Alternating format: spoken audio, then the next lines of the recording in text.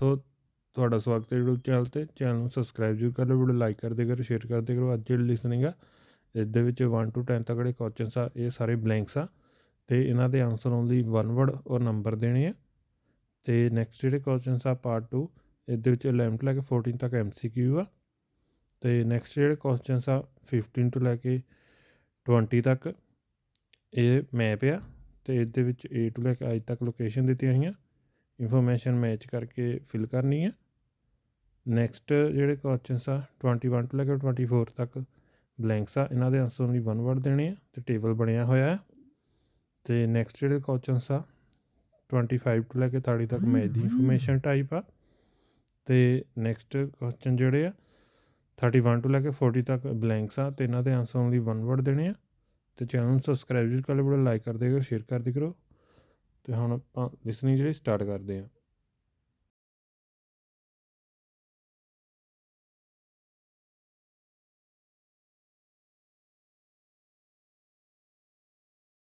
Part 1.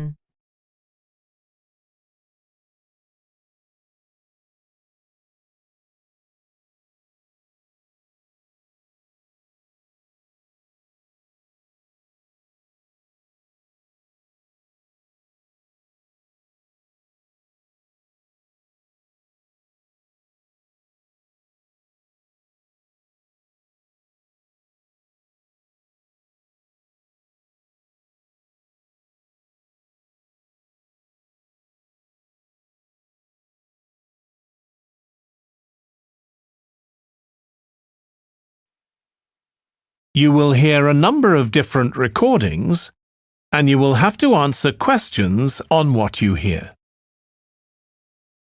There will be time for you to read the instructions and questions, and you will have a chance to check your work.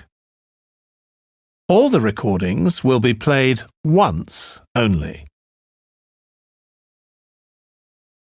You will hear a telephone conversation between a woman who is looking for a job and a man from a company that organizes cycling holidays. First, you have some time to look at questions 1 to 6.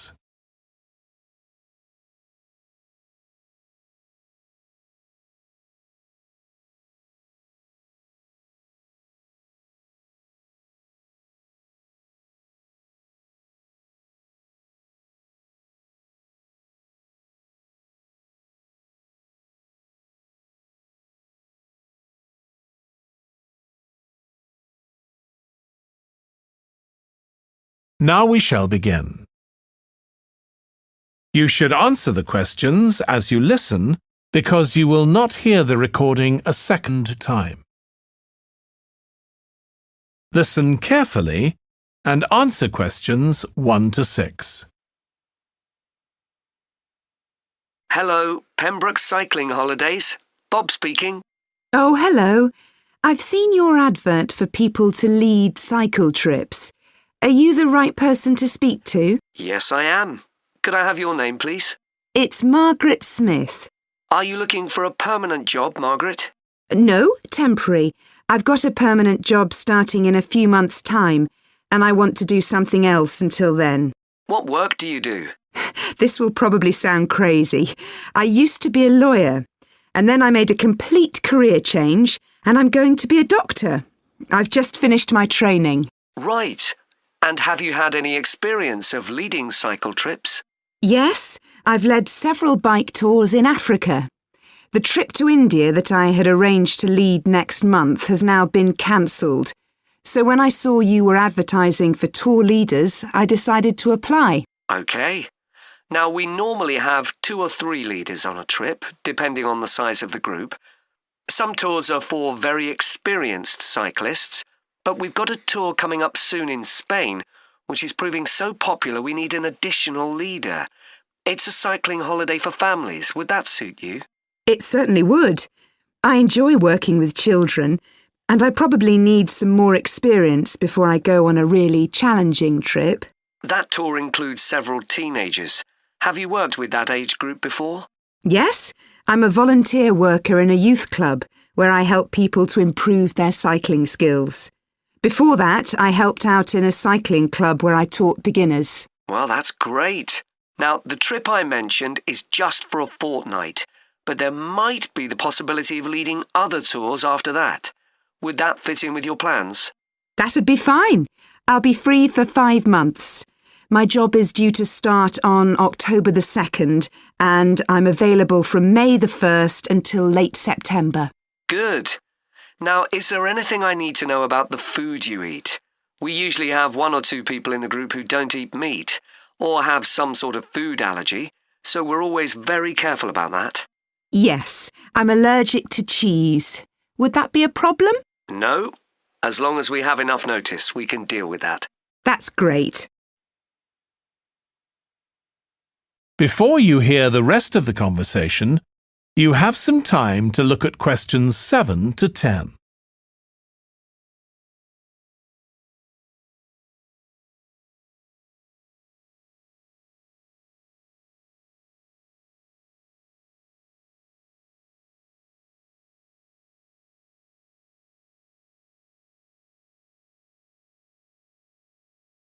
Now listen and answer questions 7 to 10. It sounds really interesting. Would you like me to fill in an application form? Yes, please. Where should I post it to? Could you send it to 27 Arbuthnot Place, Arbuthnot Place, Dumfries? And what's the postcode, please? DG7 4PH. Was that P Papa or B Bravo? P Papa. Got that. If you could return the application form by Friday this week, we can interview you on Tuesday next week. Say 2:30? Would that be possible for you? Yes, it's fine. You're quite a long way from where I live, so I'll drive over on Monday. Should I bring anything to the interview? We'll have your application form, of course, but we'll need to see any certificates you've got that are relevant in cycling, first aid, or whatever. OK. And at the interview, we'd like to find out about your experience of being a tour guide. So, could you prepare a 10-minute talk about that, please? You don't need slides or any complicated equipment, just some notes. Right. I'll start thinking about that straight away. Good. Well, we'll look forward to receiving your application form and we'll contact you to confirm the interview. Thanks very much. Thank you, Margaret. Goodbye. Bye. That is the end of part 1. You now have half a minute to check your answers. Part 2 ਜਿਹੜਾ start ਹੋ ਚੁੱਕਾ ਇਹਦੇ 11 ਤੋਂ ਲੈ ਕੇ 14 ਤੱਕ ਜਿਹੜੇ questions ਆ MCQ ਆ ਸਾਰੇ ਕੁਝ ਚੰਗੀ ਤਰ੍ਹਾਂ ਰੀਡ ਕਰੋ ਤੇ ਪਾਰਟ 2 ਜਿਹੜਾ ਸਟਾਰਟ ਕਰਦੇ ਆ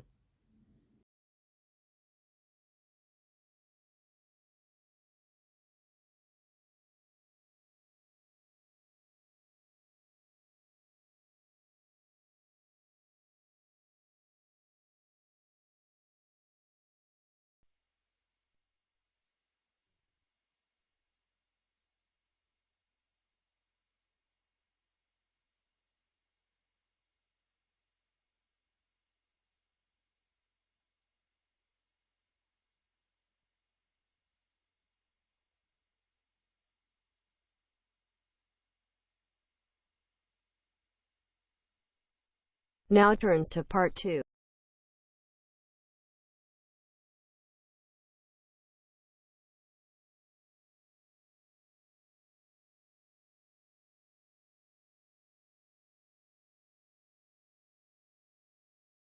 You will hear a podcast about an area called the Sheep Market in a New Zealand city.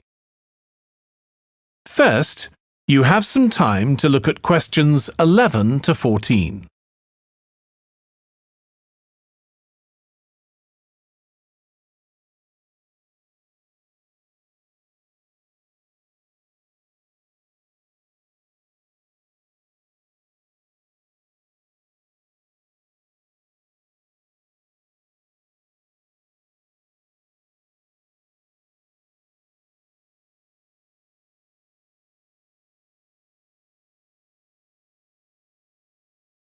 Now listen carefully and answer questions 11 to 14.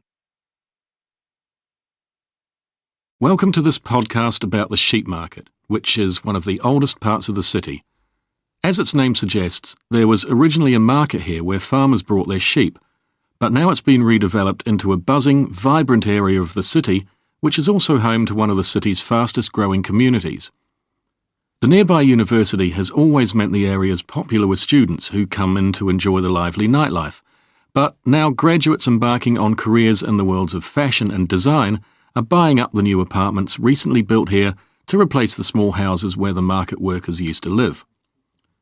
The narrow old side streets are great places for finding original pictures, jewellery and ceramics which won't break the bank, as well as local produce like fruit and vegetables. There's also lots of pavement cafes where you can have a coffee and watch tourists from all over the world go by. The oldest buildings in the area are on the main streets, including the city's first department store, built in the 1880s, which is still open today. The sheep market is a centre for fashion, and there's a policy of encouraging new young designers. The Young Fashion Competition is open to local young people who are passionate about fashion. This year they've been asked to design an outfit based on ideas from the music and technology that's part of their everyday life, using both natural and man-made fibres. The garments will be judged by a panel of experts and fashion designers, and the winning entries will be modelled at a special gala evening. Parking at the sheep market is easy. There are plenty of pay and display car parking spaces on the roadsides, which are fine if you just want to stay for an hour or two. But if you want to spend the day there, it's better to park in one of the 4 underground car parks.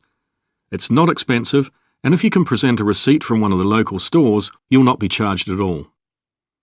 After 6 p.m, many of the car parks have a flat rate which varies, but it is usually very reasonable. Before you hear the rest of the podcast, you have some time to look at questions 15 to 20.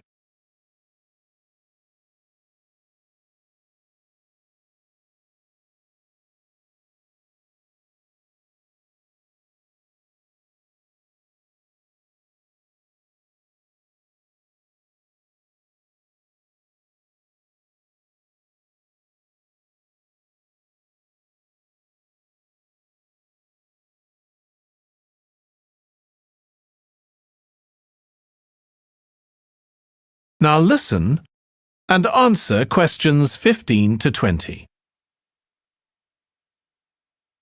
The sheep market is one of the main centres for art and history in the whole of the country. If you look at our map, you'll see some of the main attractions there. Most visitors start from Crawley Road at the bottom of the map. The Reynolds House is one of the oldest houses in the city and is open to the public. It's on the north side of Crawley Road, next to the footpath that leads to the public gardens. The area is particularly interesting for its unusual sculptures. The thumb is just what its name suggests, but it's about 10 metres high. You'll see it on Hill Road, across the road from the bank. The museum's got a particularly fine collection of New Zealand landscapes. It's on the east side of the sheep market, on City Road. It's on the other side of the road from the public gardens, immediately facing the junction with Hill Road. The Contemporary Art Gallery is on a little road that leads off Station Square, not far from the public gardens. The road ends at the gallery. It doesn't go anywhere else. That's open every day except Mondays. The Warner Gallery specialises in 19th century art. It's on City Road, near the junction with Crawley Road, on the same side of the road as the public gardens. It's open on weekdays from 9 to 5 and entry is free. Finally, if you're interested in purchasing high-quality artwork, the place to go is Nucleus. You need to go from Crawley Road up through Station Square and east along Hill Road until you get to a small winding road turning off. Go up there and it's on your right. If you get to City Road, you've gone too far. That is the end of part 2. You now have half a minute to check your answers. 3 ਜਿਹੜਾ start ਹੋ ਚੁੱਕਾ ਹੈ 21 ਤੋਂ ਲੈ ਕੇ 24 ਤੱਕ ਜਿਹੜੇ questions ਆ blanks ਆ ਟੇਬਲ ਬਣਿਆ ਹੋਇਆ ਇਹਨਾਂ ਦੇ ਆਨਸਰ ਓਨਲੀ 1 ਵਰਡ ਦੇਣੇ ਸਾਰੇ ਕੁਐਸਚਨ ਤੇ ਰੀਡ ਕਰ ਲਓ ਤੇ ਪਾਰਟ 3 ਜਿਹੜਾ ਸਟਾਰਟ ਕਰਦੇ ਆ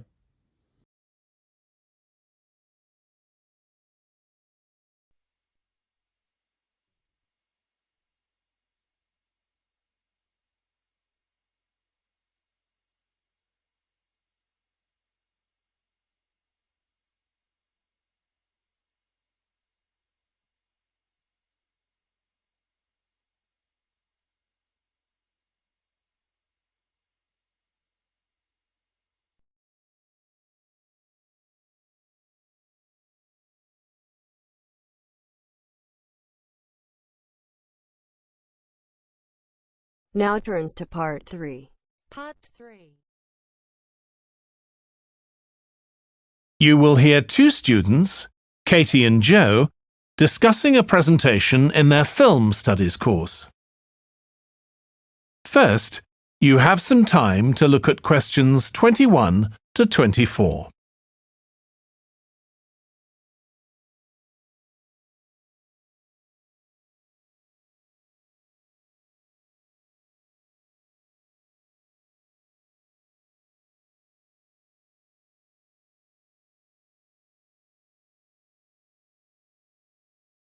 Now listen carefully and answer questions 21 to 24. Joe, you know I'm giving a presentation in our film studies class next week. Yes? Well, could we discuss it? I could do with getting someone else's opinion. Of course, Katie. What are you going to talk about? It's about film adaptations of Shakespeare's plays. I've got very interested in all the different approaches that film directors take. Uh-huh. So I thought I'd start with Giannetti, who's a professor of film and literature, and in one of his books he came up with a straightforward classification of film adaptations based on how faithful they are to the original plays and novels. Right. I've already made some notes on that, so I just need to sort those out before the presentation. I thought that next I'd ask the class to come up with the worst examples of Shakespeare adaptations that they've seen, and to say why. That should be more fun than having their favourite versions. Yes, I can certainly think of a couple. Right. Next, I want to talk about Rachel Malco. I came across something on the internet about her work on film adaptations, and I was thinking of showing some film clips to illustrate her ideas. Will you have enough time, though, both to prepare and during the presentation? After all, I doubt if you'll be able to find all the clips you want. Perhaps you're right. OK, well, I'd better do some slides instead, saying how various films relate to what she says. That should encourage discussion. Next, I want to say something about how plays may be chosen for adaptation because they're concerned with issues of the time when the film is made. You mean things like patriotism or the role of government? Exactly. It's quite tricky, but I've got a few ideas I'd like to discuss. Before you hear the rest of the discussion, you have some time to look at questions 25 to 30.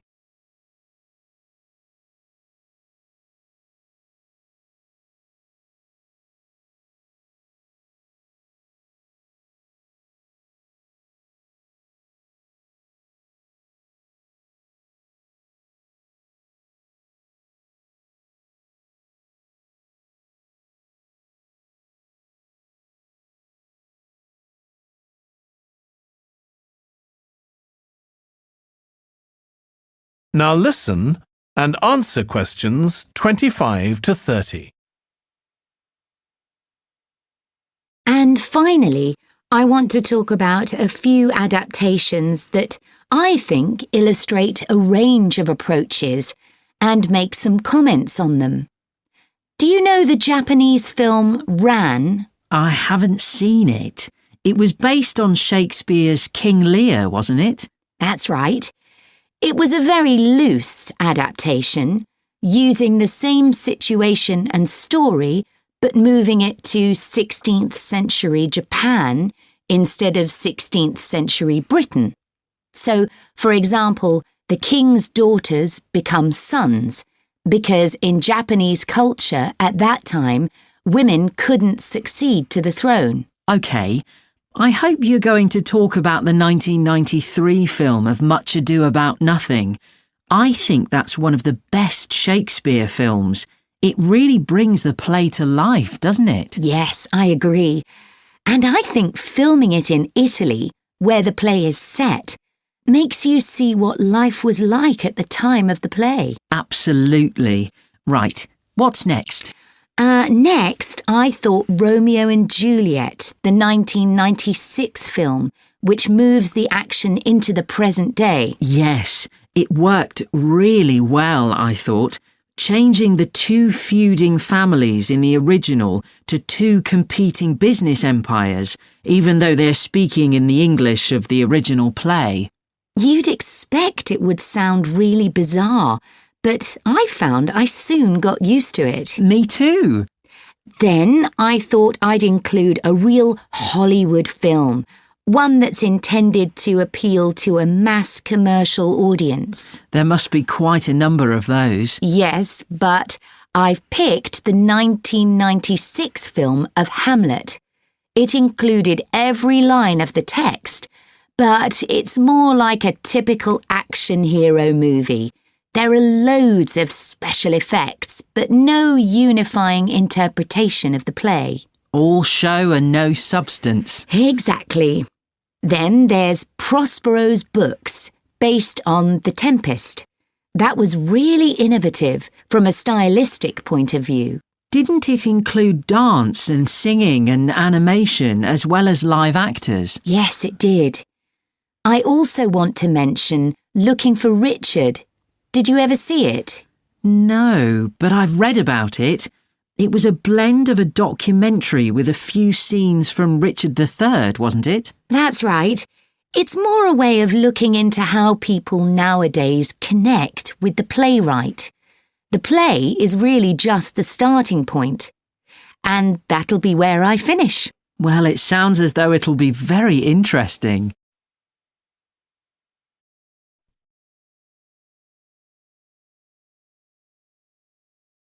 That is the end of part 3.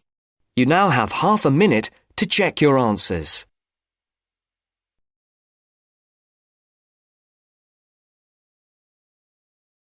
Four ਜਿਹੜਾ start ਹੋ ਚੁੱਕਾ ਇਹਦੇ ਵਿੱਚ 31 ਤੋਂ ਲੈ ਕੇ 40 ਤੱਕ ਜਿਹੜੇ questions ਆ ਸਾਰੇ ਬਲੈਂਕਸ ਆ ਇਹਨਾਂ ਦੇ ਆਨਸਰ ਓਨਲੀ ਵਨ ਵਰਡ ਦੇਣੇ ਸਾਰਾ ਕੁਝ ਚੰਗੀ ਤਰ੍ਹਾਂ ਰੀਡ ਕਰੋ ਤੇ ਪਾਰਟ 4 ਜਿਹੜਾ ਸਟਾਰਟ ਕਰਦੇ ਆ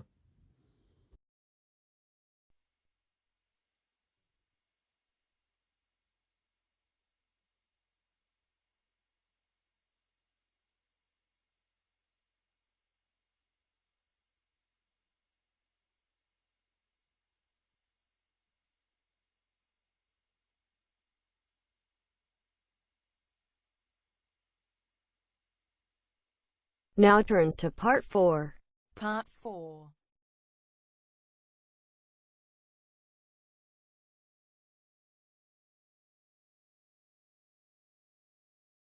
You will hear part of a lecture about noise in cities. First, you have some time to look at questions 31 to 40.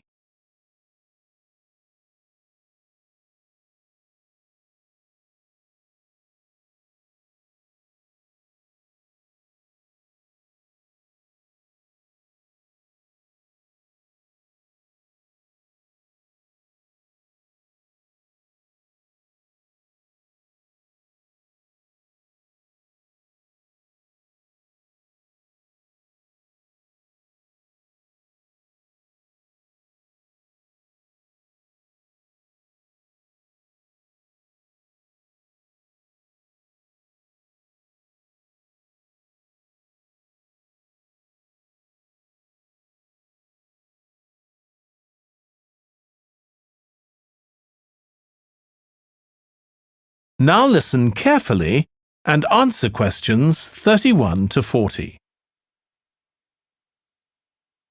This lecture will be about the science of acoustics, the study of sound, in relation to urban environments such as cities. As an acoustic engineer myself, I think this is an area where we're likely to see great changes. In the past, researching urban soundscapes was simple. We measured levels of sound in decibels, so I used to take my sound meter and I measured the noise somewhere, and then I might ask a sample of people to say at what level the sound became annoying. With data like this, acoustic engineers have been able to build up what we call noise maps, maps of the sound environment. But actually, these aren't a lot of use. What they do show is that the highest noise levels are generally on roads. Well, that's not really very surprising. But there's quite a lot going on that these maps don't show, because they can't capture the complex way that sound varies over time. So they ignore important issues such as the noise someone might hear from the open windows or gardens of their neighbours. And this sort of noise can be quite significant in summer. We don't have any databases on this sort of information.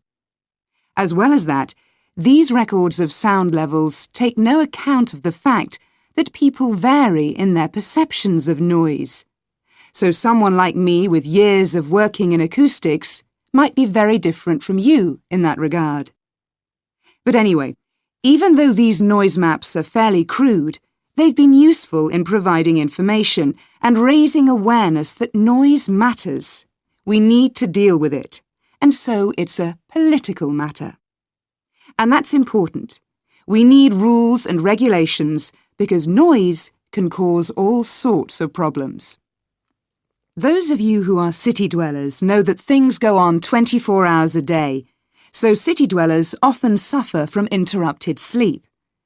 It's also known that noise can lead to a rise in levels of stress, due to physical changes in the body affecting the composition of the blood. And there are other problems as well. For instance, if school children don't have a quiet place to study, their work will suffer. Now, one problem with decibel measurement is that it doesn't differentiate between different types of noise.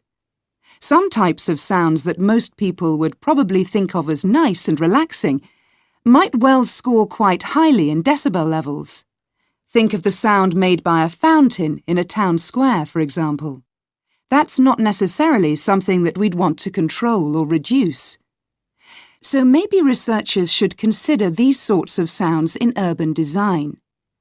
This is going to be tricky, because just measuring decibel levels isn't going to help us here. Instead, many researchers are using social science techniques, studying people's emotional response to sound by using questionnaires and so on.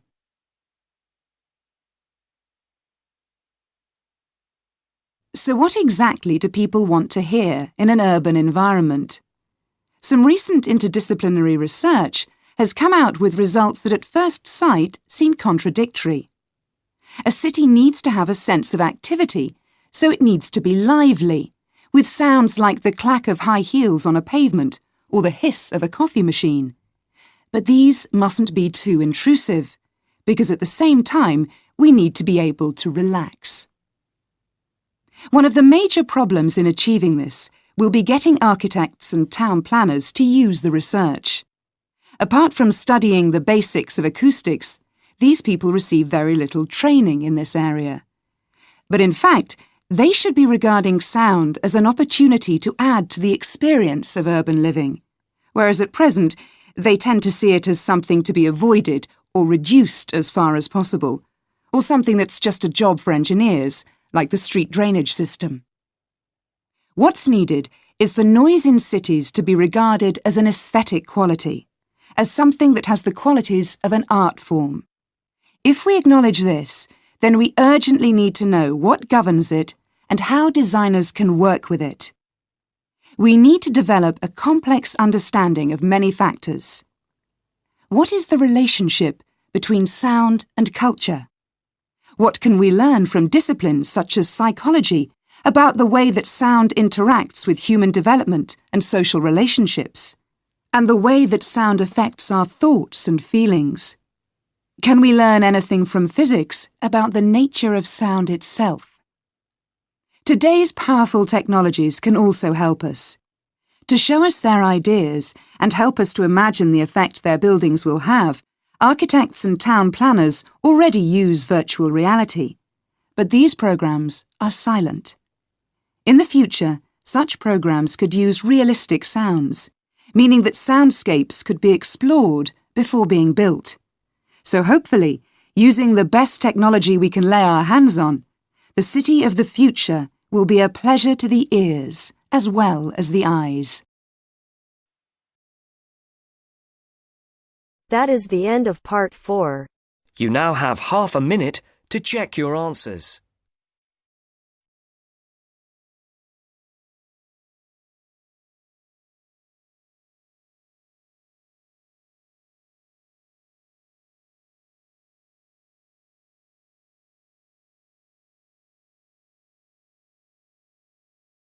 Part 4 ਜਿਹੜਾ ਖਤਮ ਹੋ ਚੁੱਕਾ ਹੁਣ ਆਪਾਂ answer ਦੇਖਦੇ ਹਾਂ first temporary next doctor next Africa next youth next May next cheese next ਆਰਬੋਥੋਨ next DG74PH